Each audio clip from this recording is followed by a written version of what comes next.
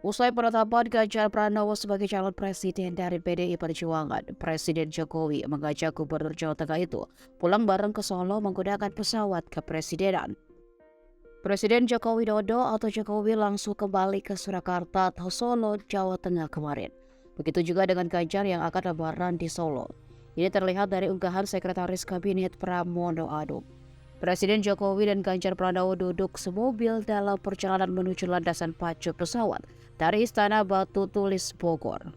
Keduanya duduk bersebelahan di kursi mobil Mercy dengan nomor polisi B1287 RFS itu. Sesampai di landasan pesawat, Ganjar dan Pramono, juga PLT Gubernur DKI Jakarta Heru Budi mengantar Presiden Jokowi sampai tangga. Di sini ada pemandangan menarik. Seusai Jokowi naik ke tangga pesawat, Ganjar terlihat tidak ikut di belakangnya. Ganjar malah berlari ke arah tangga pesawat belakang untuk masuk ke dalam transportasi orang nomor satu di Indonesia itu. Adap Ganjar itu disebut netizen sebagai orang yang tahu diri.